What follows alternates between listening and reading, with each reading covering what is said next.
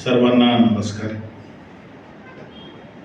मी थेट बोलायला सुरुवात करतो कारण वेळ कमी आहे. पूर्वी जो वेळ होता तो अर्धा तास होता, आता एकदम 15 मिनिटावर आलेला. आणि मुद्दाम मी ते आणलेलं सगळं तिथे ठेवून दिलेलं आहे, कारण मी जर ते कागद हातात घेऊन बोलायला लागलो तर जास्त वेळ होईल. आणि माया पंडित मॅडम यांनी सांगितलं की फार अकॅडमिक नाही, आपल्याला उत्सवी असा कार्यक्रम आहे, त्यामुळे मी केवळ एक दोन मुद्दे फक्त सांगणार.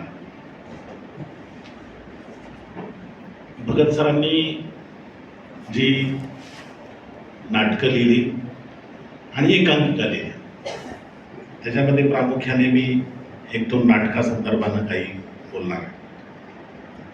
खेडिया, वाटापळवाटा, अश्मक, पुस्तकी चर्चा आणि माता रमाई आधारवे अशी त्यांची नाटकं प्रसिद्ध आहेत. आणि जी सुरुवातीची जी नाटकं आहेत, खेळी आणि वाटापळवाटा, हे 80च्या दशकामध्ये आलेली नाटकं आहेत. मॅडम जसं म्हणाल्या की आपल्याला फार पार्श्वभूमीवर जर केलं तर 1855ला महात्मा ज्योतिराव फुलेंनी तृतीय रत्न नाटक लिहिलं. आणि ज्या दलित रंगभूमीचा सुरुवात म्हणू आपण ती अण्णाभाऊ साठे किंवा इतर लोकांचं असलं तरी प्रमुख नाटक आपल्याला परत 1955ला मोदी चिटणीस यांनी जे युगयात्रा नाटक केलं, तिथे पण आपल्याला एक वेगळ्या जाणीवांचा उदय झालेला आपल्याला दिसतो. आणि त्या दलित नाटकांपेक्षा एक वेगळी जाणीव, आधी जे लिहित होते त्याच्यापेक्षा एक वेगळी जाणीव या युगयात्रेनं दिली. आणि युगयात्रेमध्ये नवी चिटणीसांनी जो एक इतिहास उभा केला, एक अल्टरनेटिव्ह असं कल्चर उभं करण्याचा प्रयत्न केला. जुन्या गोष्टी घेऊन त्याचं नवं अर्थ लावण्याचं जो काम त्यांनी केलं आणि एक वेगळाच एक विश्व उभं राहिलं. आणि मिलिंद कॉलेजमध्ये दलित साहित्याचा उदय झाला आणि एक फोर्सफुली एक साहित्य आलं, त्याच्यामध्ये कविता आल्या, आत्मकथनं आली आणि नाटक पण आलं. या नाटकाला दत्ता भगत सरांनी कसं ते रिॲक्ट झालेले आहेत हे पाहणं बोलत. खेडिया ही 80च्या दशकात नाटक आलं. आणि खेडियाच्या आधी जर आपण पाहिलं तर एक नामांतराची चळवळ आहे. ती नामांतराची चळवळीची पार्श्वभूमी या सगळ्या नाटकाला येते. दत्ता भगत सर तसे त्यांनी म्हटलेलं आहे, अनेक ठिकाणी सांगितलेलं आहे की ते प्रत्यक्ष या चळवळीमध्ये जरी नसतील तरी देखील एक जाणीव असलेला, एक संवेदनशीलता असलेला एक जो तरुण असतो, अभ्यासक असतो, तो याच्यापासून अलग नसतो, वेगळा नसतो. आणि जे धगधगतं आहे ते मांडण्याचा ते प्रयत्न करतो. आणि मग या सगळ्या गोष्टीला रिॲक्ट होताना खेडिया वाटापळवाटाची खूप चर्चा आपण करतो, पण वाटापळवाटा एक सरळ नाटक मला वाटतं. तर त्यापेक्षा अधिक लेअर असलेलं जर नाटक जर असेल तर ते खेडी आहे.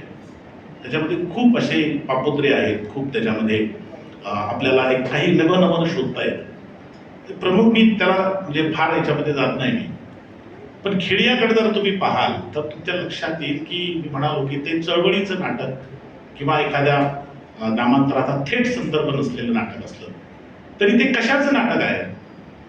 तर मी जेव्हा पाहत होते मला वाटतं की एक नव्या दलित जाणीवेच्या उदयाचा कडे ते कसे पाहतात किंवा एक नवी दलित जाणीव कशी उदयाला येते त्याचं ते नाटक. त्याच्यामध्ये काय आहे की भास्करराव नावाचे वकील आहेत, ब्राह्मण आहे, त्यांची पत्नी नलू आहे आणि त्यांच्याकडे एक आश्रित आहे नारायण, तो दलित, आणि त्याचा ते सांभाळतो, तो उभा राहतो, प्रेम आहे. हे एक भाग आहे. दुसरा एक पारंपरिक जातीय जो वर्ग असतो तोही गावामध्ये उपलब्ध आहे की जो आपण त्याला काही फार विश्लेषण करायची गरज नाही. हा एक उदारमतवादी असा एक आपण जो समाजवादी उदारमतवादी काय त्याला म्हणायचं की दलित प्रश्नाकडे, दलित समूहाकडे एक सहानुभूतीने पाहणारा वर्ग. आणि हा नारायण जेव्हा उभा राहतो तेव्हा सुरुवातीला त्याचा वापर हे भास्करराव कसा करतात या सामाजिक प्रश्नाचं सोडवणूक करण्यासाठी, तिथलं राजकारण करण्यासाठी. पण जेव्हा नारायणला तो फार शिकलेला नाही, पण नारायणला स्वतःच्या अस्तित्वाची जाणीव व्हायला लागते, त्याचं मूळ जे आहे त्याची जाणीव व्हायला लागते, तो स्वयंप्रज्ञ व्हायला लागतो आणि तिथे पेच उभा राहतो. हे दलित जाणीव जेव्हा स्वयंप्रज्ञेने उभी राहायला पाहते तेव्हा हे पालकत्व स्वीकारलेलं पुरोगामित्व हे कसं उघडं पडतं याचं दर्शन आपल्याला खेड्यामध्ये घडतं. पारंपरिक जे वर्चस्ववादी आहेत ते आता आहेतच, त्यांना तर काही प्रश्नच नाही, त्याच्याशी तर त्यांचा संघर्ष आहे. पण ज्यांनी पालकत्व स्वीकारलेलं आहे ते पालकत्व स्वीकारलेलं तर काय म्हणणं आहे की तू राहा, तुझ्याबद्दल सहानुभूती आहे, पण तुझी नव्यानं उदयाला आलेली ती जाणीव आहे, आत्मजाणीव आहे, स्वयंप्रज्ञ तू होऊ पाहतोय, ते मात्र आम्हाला चालणार नाही. आणि 3 स्तरावर जर आपण पाहिलं, बरं बाकी पण पात्र आहे त्याच्यामध्ये मी जात नाही, कारण त्याच्यामध्ये या सगळ्या व्यवस्थेला शरण गेलेली दलित पात्र पण आहे, त्यालाही वेगळ्या पद्धतीने आपल्याला बघता येतं. पण याच्यामध्ये प्रामुख्यानं जो नारायण आहे तो नारायण नव्यानं उदयाला येत असलेल्या स्वयंप्रज्ञ दलित जाणीवेचं प्रतिनिधी म्हणून आपल्याला पाहावं लागतं. आणि ही मग त्याला कालातीत होऊन जाते. आजही एखादा माणूस जर नव्या प्रज्ञेनं उभा राहत असेल तर त्याला सगळे मिळून कसं ठेचतात हे आपण आज पाहतो. आणि म्हणून ती केवळ त्या घटनेपुरतं ती मर्यादित नाही. नारायण भास्कर याची कहाणी तेवढ्यापुरती मर्यादित नाही. मग 3 आपल्याला कोण दिसतात त्याच्यामध्ये, 3 स्तर दिसतात. एक तर तो पारंपरिक जातीय वर्चस्व वर्ण वर्चस्व मांडणारे जे लोक आहेत त्याच्याशी त्याचा संघर्ष आहे, पण दुसरीकडे त्याचं नेतृत्व तो नाकारतोय, त्यांचं अस्तित्व तो नाकारतोय, त्यांचं अन्यायपणा तो नाकारतोय. पण दुसरीकडे तो जो पालकत्व स्वीकारलेला भास्कर कुलकर्णी, भास्कर वकील आहे, त्या भास्करांचं पण नेतृत्व तो नाकारतोय. आणि हे मला फार महत्वाचं वाटतं. आणि तो नव्यानं उभा राहतोय. मॅडमनी एक मुद्द्याकडे लक्ष वेधलं, वाटापळवाटातल्या किंवा इतर ठिकाणी स्त्रीचं. याच्यामध्ये स्त्री पात्र सगळ्याच नाटकांमध्ये भगत सरांच्या वेगवेगळ्या पद्धतीने, आता त्यांचा उल्लेख त्या एकांकिकाचा केला, एकटी आणि सूट दोन्ही मिळून त्यांनी ते सांगितलं. तर त्या दलित स्त्री आहे, पण खेडियामधली स्त्री आणि वाटापळवाटामधली स्त्री ही ब्राह्मण स्त्री आहे.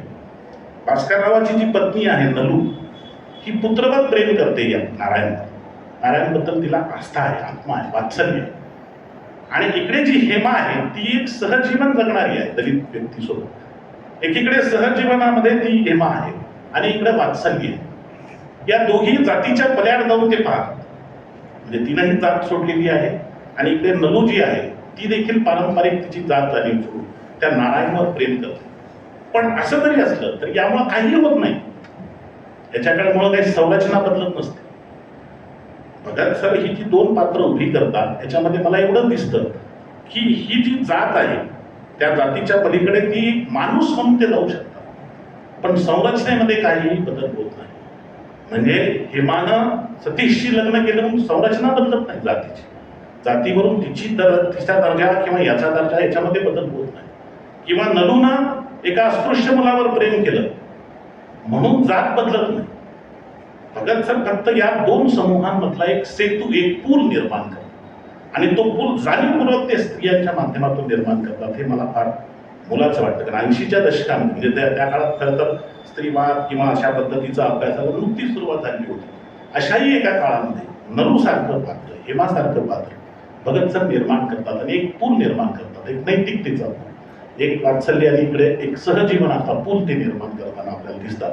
आणि म्हणून मला असं वाटतं की ही जी 2 पात्र आहेत नलू किंवा हेमा, हे एक वेगळ्या पद्धतीने आपल्याला बघता येऊ शकतो. दुसरी एक खरं तर सगळ्यात नाटकावर बोलता येईल पण मला माहीत नाही मी किती बोलेल. दुसरं जे नाटक आहे वाटापळवाट, आता याच्यामध्ये खूप बोलता येण्यासारखं आहे कारण खूप जणांनी त्याचा अभ्यास केलेला आहे. मी पण म्हणजे खूपदा वाचलेलं आहे, खूपदा पाहिलेलं आहे. पण मग याच्यामध्ये न जातं, कारण आपण सगळेच प्रयोगशील असे लोक, परफॉर्मिंगवाले लोक, फार अकॅडमिकमध्ये न जाता मला मुद्दाम, मी माध्यमाचा विद्यार्थी, मी जेव्हा भगत सरांचं नाटक हे पुन्हा पुन्हा पाहत होतो तर ते बाकीचं जे आहे की 3 पिढ्या आहेत, 3 पिढ्याचा संघर्ष आहे, काका आहेत, सतीश आहे, अर्जुन आहे आणि हा संघर्ष त्यांनी मांडलेला आहे. खरं तर एकाच वेळेस त्या 3ही पिढ्या एकाच पिढी अस्तित्वात असू शकतात. एकाच म्हणजे पिढीमध्ये सुद्धा हे 3 प्रकारचे लोक असतात. अशा वेगवेगळ्या पद्धतीनं पाहतात. तो मुद्दा नाही माझा, तो जो काही इश्यू आहे त्या इश्यू पुरतं नाही. कुठलंही नाटक जे आहे ते कालातीत होण्यासाठी त्याच्यामध्ये काही एक मूल्य असावी. आणि म्हणून मला मी जेव्हा तेंडुलकरांनी भगत सरांबद्दल लिहिलं वाचलं की तेंडुलकर म्हणाले की मी असंच नाटक लिहितो, भगत सर पहिल्यांदा ठरवतात काय सांगायचं ते आणि मग ते लिहितात. तर तेंडुलकराला गरजच नाही विचार करायची, कारण तेंडुलकरांना काही बदलायचंच नाही. तेंडुलकरांना फक्त दर्शन घडवायचं, त्यांना हिंसेचं दर्शन घडवायचं. हिंसक कसा माणूस असतो आणि माणूस काही चांगला नसतो आणि त्याच्यामध्ये त्या प्रवृत्ती असतात. चांगुलपणा पण त्याच्यामध्ये असू शकतो, पण मूलतः त्याच्यामध्ये हिंसा असू शकते. हिंसेचं दर्शन घडवतो आणि म्हणून पेन टेकवली आणि लिहिलं. आणि मग तुम्ही कुठलंही नाटक जर पाहिलं, म्हणजे मला आवडतात हे नाटककार, पण तुम्ही पाहाल तर त्यांना काही सांगायचं नाही.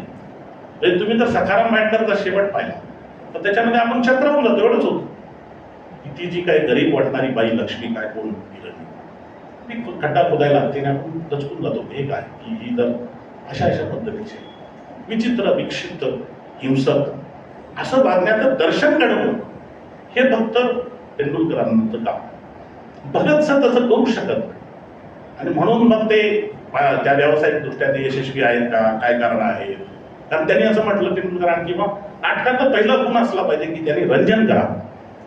काही करावं का न करावं, प्रबोधन करावं का न करावं पुढचा मुद्दा आहे, पण त्याने रंजन केलं पाहिजे. भगत सरांची नाटकं पाहिल्याच्या नंतर आपल्याला वाटतं की त्याच्यामध्ये प्रबोधन किंवा एक बदलाची एक असोशी त्यांच्या सगळ्या नाटकांमध्ये एकांमध्ये भरून पावलेली आपल्याला दिसते. आणि त्याच्यासाठी मग यश मिळतंय का नाही मिळतंय, त्याचे प्रयोग होतात का नाही होत आहेत याची कधीही ते पर्वा करीत नाही. आणि म्हणून या वाटापळवाटामध्ये बाकीच्या त्या तपशिलामध्ये मी जात नाही, पण त्याचा जो शेवट आहे शेवटाचा उल्लेख दोन म्हणजे अरुण शिंदे सरांनी केला आणि मॅडम. तर मी माध्यमाचा विद्यार्थी मला असं वाटलं की हा जो शेवट आहे तो शेवट एकदम त्या विषयापेक्षा वेगळा आहे.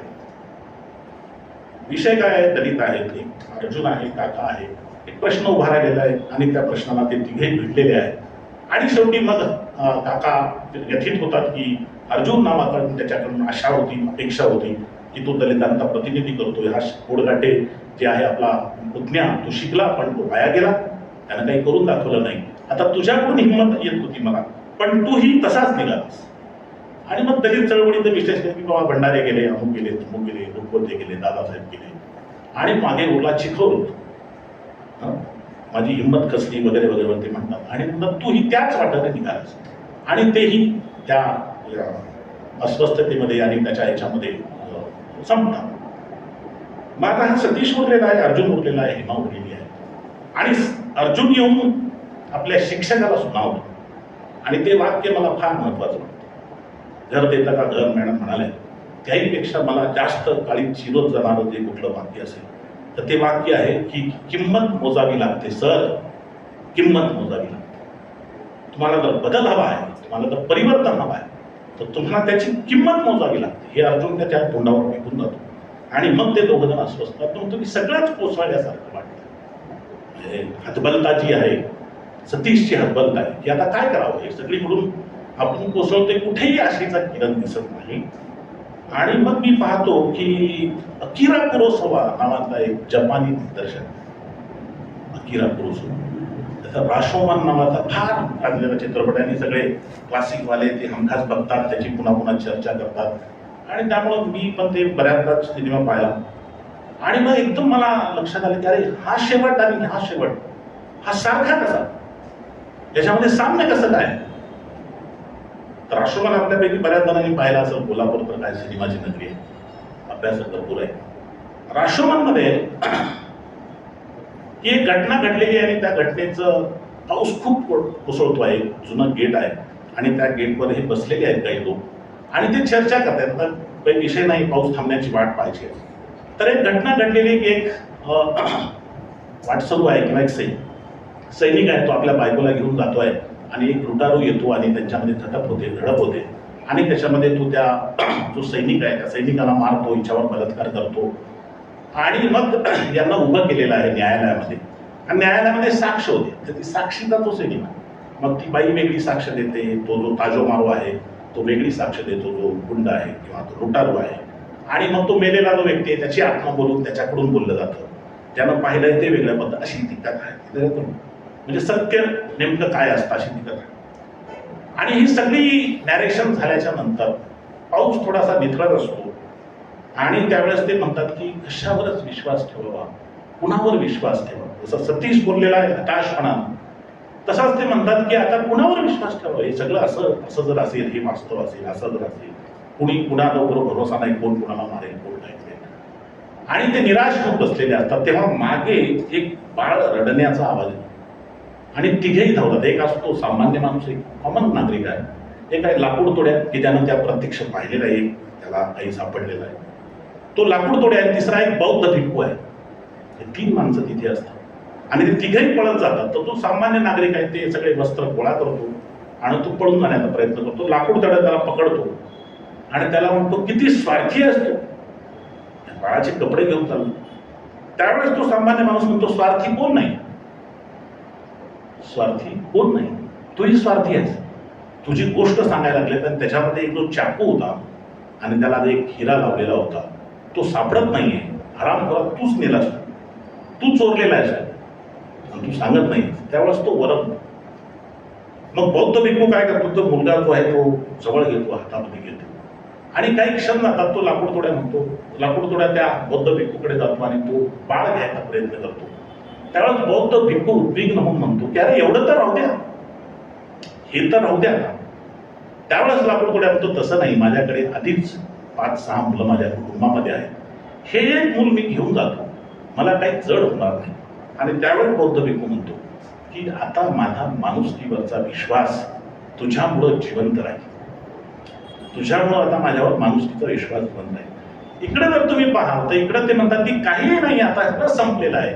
त्यावेळेस हेमा म्हणते, आणि हे हेमा म्हणते हे फार महत्वाचं आहे. हेमा असं म्हणते की असं का करतात, की असं काही बिघडलेलं नाही. अर्जुनला जर वाटलं असतं तर अर्जुननं सोनल, ती आता तुम्ही नाटक पाहिलेलं आहे, की सोनल ही जी दासराव गुरुजीची मुलगी आहे, ब्राह्मण मुलगी, त्याच्यावर याचं प्रेम आहे, तिचं याच्यावर प्रेम आहे, पण तो व्यक्त करू शकत नाही, कारण त्याला माहित आहे की याच्यामधून पुढं काही फार निष्पन्न होणार नाही.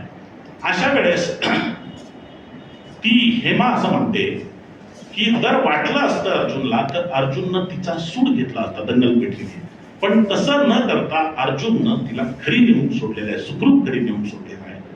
हे तुम्हाला मुलाचं वाटत नाही का? आणि हा जो माणसामधला चांगुलपणा आहे, त्या चांगुलपणाचा निर्देश हेमा करते. मी परत म्हणतो की हेमा करते मुद्दाम आहे. आणि सतीशला ती सांगते आणि सतीश कन्व्हिन्स होतो आणि सतीश म्हणतो की हा अंकुर आता आपण जपायला. आणि परत वाक्य आहे की नुसतं जपायला नाही, तर त्याच्या सोबत उभं राहून तो आपण जपायला, त्याच्या सोबत राहिला. मला असं म्हणायचं आहे की ही जी दोन जरी घटना, माध्यम वेगळी माध्यम आहेत. 1850ला अकिरा कुरोसावा बौद्ध परंपरेतला एक माणूस, एक करुणेची भाषा बघतो आहे तिकडे, आणि इकडे दत्ता भगत सर मराठवाड्यामध्ये नांदेड सारख्या ठिकाणी बसलो. त्यांनी पाहिलेलं नाही. मी त्यांना विचारलं की तुम्ही सर राष्ट्रमत पाहिला का, तर ते म्हणाले मी पाहिलेलं नाही. तर ते व्यक्ती पण परत एकदा, कारण ती नाटक दलित साहित्य त्या सगळ्या चळवळीचं जरी असलं तर ते सांगू काय पाहतात, अंतिमता हे सांगू पाहतात की माणसावरचा जो विश्वास आहे, माणसाच्या चांगुलपणावरचा विश्वास आहे, माणसामध्ये करुणा नावाची जी गोष्ट आहे त्याच्यावरचा विश्वास, हे दोघेही कलावंत अकिरा कुरोसावा असतील, भगत सर, हे ढळू देत नाही. मला मुद्दाम हे सांगायचं आहे, याच्यामध्ये लाकूड तोड्या नैतिक नाही आहे, लाकूड तोड्या नैतिक नाही आहे. लाकूड तोड्या काय चांगला माणूस आहे असं काही सर्टिफिकेट देत नाहीत अकिरा कुरोसावा. भगत सर पण काही फार, म्हणजे अर्जुननं जे काही केलेलं आहे, त्यांना जे काही खंडणी गोळा केली वगैरे वगैरे वगैरे, त्याच्याबद्दल त्याला सर्टिफिकेट नाही आहे. म्हणून ह्या भाबडा अशालाच नाही आहे. भाबडेपणाला असतं की माणूस चांगलाच असतो. अंतिमता माणूस चांगला असतो असं भगत सरही म्हणत नाही, अकिरा कुरोसावाही म्हणत नाही. माणूस हा सुष्ट दुष्ट सगळ्या गोष्टींनी, किंवा तेंडुलकरांच्या भाषेत हिंसेने, ते सगळेच गुण त्याच्यामध्ये असतात. पण सगळ्यात महत्वाची गोष्ट अशी आहे की असा जरी माणूस असला तरी मानवता, माणुसकी, करुणा ही त्याच्यामध्ये जागृत होऊ शकते आणि त्यातून हा समाज बदलू शकतो. या बदलाकडे हे दोन्ही कलावंत एक थेटपणानं निर्देश करतात आणि मला ते फार मौलिक वाटतं. आणि म्हणून काळाच्या किती कसोट्या, काळ कितीही ओलांडला तरी देखील ही नाटकं जी आहेत ती केवळ एका प्रश्नापुरती, एका समूहापुरती मर्यादित राहत नाही. आणि दलित नाटक हा मला सतत वाटत आलेला आहे की जी व्यावसायिक नाटकं पाहतो त्याच्यामध्ये दलित पात्र नसतं. ते कशाची समाजाची नाटकं आहेत, कशाची सामाजिक नाटकं आहेत. पण दलिताचं जर नाटक पाहिलं त्याच्यामध्ये सवर्णाची पात्र आहेत, दलिताची पात्र आहेत, म्हणजे समग्र समाजाची पात्र आहे. कशाचं दलिताचं नाटक हे छोटं नाटक आहे, ज्याच्यामध्ये सगळा समाज येतो ते दलितच नाटक आहे. सगळा गाव येतो त्याच्यात, सगळं शहर येतं त्याच्यात. आणि माणसाची जी खरी सामाजिक ओळख या देशानं दिलेली आहे ना, त्याला वगळून काय नाटक करतात, ती घेऊन हे नाटक उभं राहतं. आणि म्हणून दत्त भगत सरांचं मग खेळी असेल, अश्मक असेल, अश्मक ही वेगळीच आहे. खरं तर अश्मकवर स्वतंत्रपणाने बोलायला पाहिजे, पण मला वाटतं वेळ झाला का सर, अश्मकवर स्वतंत्रपणाने बोलायला पाहिजे. त्या अश्मक, मला सतत वाटतं की अश्मक हे एक पौराणिक, त्यांनी त्याचा जरी पास घेतलेला असला तरी त्या काळात काँग्रेस सरकार आणि दलित चळवळीची होणारी जी वाताहत आहे त्याचं एक दर्शन ते घडवतं. फक्त एवढं मला असं वाटतं सतत की ते खूप वाचायला पण जड जातं, सादरीकरणाला पण ते जड असं नाटक आहे. कारण काय की जेव्हा एखादा लेखक कलावंत सांगत असतो तेव्हा सरफेस लेवलला एक गोष्ट असते आणि त्याच्या पलीकडे जाऊन काहीतरी लेअर असते आणि मग गोष्ट साधी सरळ असते, त्याच्या पलीकडे जाऊन काही सांगायचं असतं. दत्ता भगत सरांचं हे जे नाटक आहे ते सरफेस लेवलचं नाही आहे, ते थेट पलीकडे जे काही सांगायचं आहे ते इथेच सांगतात आणि त्यामुळे मला असं वाटतं की ते समजून घ्यायला किंवा ते सादरीकरण करायला पण त्याच्यामध्ये खूप मोठं पोटेन्शियल आहे, खूप मोठी त्याच्यामध्ये ताकद आहे की त्यांनी त्याच्यामध्ये ज्या कहाणी पौराणिक संदर्भ जरी घेतलेली असली तरी दलित चळवळीची जी लाभार्थीपणाची जी हौस आहे आणि म्हणून ते अश्मत नावाची जी गोष्ट आहे की ते माठ ते दिले जातात, काही तुम्हाला सवलती वगैरे दिले जातात आणि एक दगड अश्मत त्याच्यावर मारला जातो, तुम्ही घरी पोहोचेपर्यंत ते सगळं गळून जातं. आता दलित राजकारणाचा तेच आहे, थेट उपवर्गीकरणापर्यंत आपल्याला येता येतं की तुम्हाला वाटलं जातं काहीतरी आणि तुम्ही ते खेळत राहता. सत्ता ही चाल कशा पद्धतीने खेळते याचा अतिशय चांगलं मांडणी या नाटकामध्ये केलेली आहे. मी पुस्तकी मान चर्चेचा फक्त एक उल्लेख करून फक्त थांबतो. माता रमाईबद्दल आता बोलत नाही. पुस्तकी मान चर्चा हे अलीकडच्या काळामध्ये भगत सरांनी लिहिलेलं नाटक म्हणजे दलित चळवळ आहे, सगळा समाज झालेला आहे. 1956ला धर्मांतर झालेलं आहे, एक नवं मन्वंतर घडलेलं आहे. पारंपरिक जो आपला समाज आहे त्या समाजातून हा बौद्ध झालेला असा समाज आहे. नवी मूल्य त्यांनी स्वीकार म्हणजे बाबासाहेबांचं थेट म्हणणं होतं ना की मूल्य नवी असते. बाबासाहेब म्हणाले की संविधान जेव्हा 50ला लागू केलं तर तेव्हा ते म्हणाले की बाबा हे सगळं जे आहे स्वातंत्र्य, समता, बंधुता हे मी बुद्धाकडून घेतलं, फ्रेंच राज्यक्रांतीकडून घेतलेलं नाही. आणि मग बुद्धाची जी समता होती ती समता आली राज्यघटनेमध्ये आणि आता देश आता त्या मार्गाने जाईल. पण त्यांना माहित होतं की राज्यघटनेने समाज बदलत नाही, राज्यघटनेमध्ये तत्व आली म्हणजे ती समाजात येत नाही, समता ही समाजात येत नसते तशी. तर त्याच्यासाठी तुमच्या जीवनाचीच मूल्य बदलावी लागतात, जीवन मूल्य बदलली पाहिजे.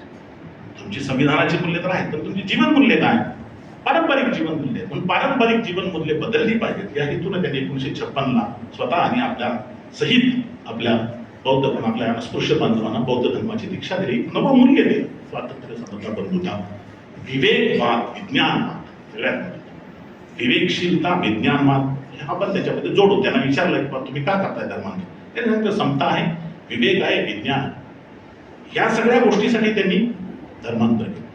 1956च्या नंतर काही काळापर्यंत हे जे मूल्य बदलाची जी एक गती होती, चळवळ होती ती मोठ्या प्रमाणात देवधर्म फेकून द्या, देवधर्म फेकून द्या, सगळी अडगळीत टाकून दिली, विवेकशील व्हा, मंदिरामध्ये पाणी येऊ देत नाहीत, मंदिरच सोडून द्या, ही सगळी एक चळवळ झाली. परंतु 60-70-80च्या दशकामध्ये येता येता हा समाज आरक्षणाच्या किंवा नोकऱ्या याच्यामधून मोठ्या एक मुख्य समूहाशी तो जोडला गेला आणि त्याला वाटू लागलं की यांनी आपला स्वीकार केला आहे आणि त्यांच्यासोबत राहता राहता त्याला वाटू लागलं की ती जुनी मूल्य पण आपल्याकडे राहिली पाहिजे आणि मग नुसती प्रतीकांची यातला बदल झाला.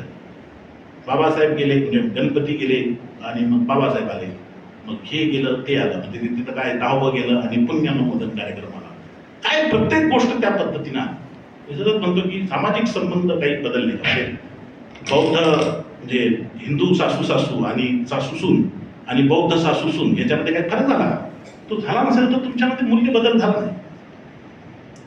यामध्ये या नाटकामध्ये त्यांनी पुस्तकी बाल चर्चा असं नाव दिलेलं. एक रिटायर्ड रत्नपारखी प्राध्यापक आहेत आणि त्यांची पत्नी जी आहे ती पारंपरिक आहे, तिच्यामध्ये ते सगळे जे परंपरेचे जे सगळे अवशेष आहेत ते टिकून आहे आणि त्याच्यामधून तो संघर्ष उभा. तो कथाकार आहे की तो एकीकडे फुले आंबेडकर बोलतो, विज्ञानवाद बोलतो, सामाजिक परिवर्तनाचं बोलतो आणि पत्नी मात्र घरी या पद्धतीनं वर्तन करताना दिसते.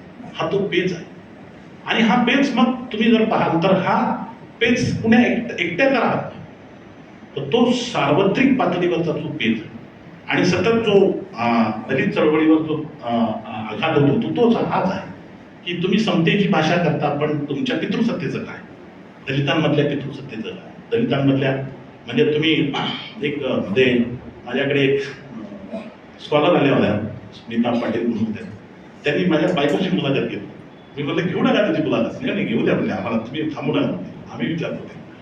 आणि तिला त्या विचारायला लागल्या प्रश्न की तुम्ही जर इतके बोलताय एकीकडे, तिची काय मानसिकता आहे, तिचं काय जगणं आहे, ते का नाही आहे?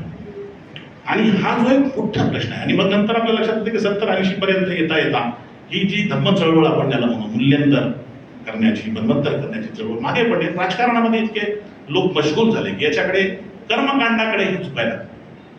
म्हणजे आता बौद्ध कर्मकांड आणि हिंदू कर्मकांडामध्ये काही फरक नाही. हिंदू बौद्धवाद त्याला असं म्हणतो. हा हिंदू बौद्धवाद आहे, म्हणजे तेच आहे सगळं, फक्त त्याचे रूप बदलले. आमच्यामध्ये हे नसतं. बाकीचे जसे म्हणतात आमच्यामध्ये हे नसतं, तसे बौद्ध म्हणतात आमच्यामध्ये हे नसतं, आम्ही असं करतो. तर हे जे आहे, तर याला ऍड्रेस करणारं हे पुस्तकी वाद चर्चा अतिशय महत्वाचं नाटक आहे. आणि त्याच्यामध्ये त्या संवेदनशील प्राध्यापकाचे की त्याला ते मूल्य बदलायचं आहे. आणि ते त्यांनी दुसरं पण उभं केलं की असे पण लोक आहेत की त्याला काही त्रास होत नाही, की असे न्यायाधीश आहेत की ते आपले वडील आल्याच्या नंतर ते म्हणतात की आमच्या गावाकडचा माणूस आहे. असा गावाकडचा माणूस आहे सांगताना त्याच्या मनामध्ये एक त्याचा जर आपण काय म्हणू, त्याचा जर ग्राफ घेतला त्याच्या छातीचा किंवा काय आपण कोणता असते काय कोणती टेस्ट म्हणतात, नार्को, दुसरी एक टेस्ट नार्को टेस्ट तरी त्याचा हल्ला असेल त्या शंका आहे. झालंच नाही, कारण त्याला ते नाहीच आहे. पण ज्याला वाटतं की हे बदल व्हावा, बदल घडावा, नवं यावं, त्याची मात्र कुंडी होती. या कुंडीला सुद्धा भगत सरांनी या पुस्तकी वाद चर्चेच्यामध्ये खूप चांगल्या पद्धतीने अभ्यास केलेला आहे. खूप बोलता येण्यासारखा आहे, खूप वेगवेगळे लेअर आहे. पण भगत सरांनी जे काही दिलेलं आहे तर ते केवळ करमणूक म्हणून नाही, केवळ प्रबोधन म्हणून नाही, एक सामाजिक बदलासाठी असुसलेला असा एक सृजनशील कलावंत, एक मोठा कलावंत म्हणून दत्ता भगतांना म्हणजे त्यांचे योगदान खूप मोठं आहे. त्यांच्यावर खूप बोलता येण्यासारखं आहे, खूप लिहिता येण्यासारखं आहे. मी काही भाग लिहिलाही होता, पण मुद्दाम मी तो इथं घेतला तर ते जास्त वेळ जाईल म्हणून मी बोललो नाही. तर या कमी वेळेमध्ये मला जे सांगता येईल ते मी सांगण्याचा प्रयत्न केलेला आहे. आपणही या नाटकानंतर पुन्हा अवलोकन करावं अशी मी विनंती करतो. आणि हा इतका चांगला कार्यक्रम आयोजित केला त्याबद्दल संयोजकांना धन्यवाद.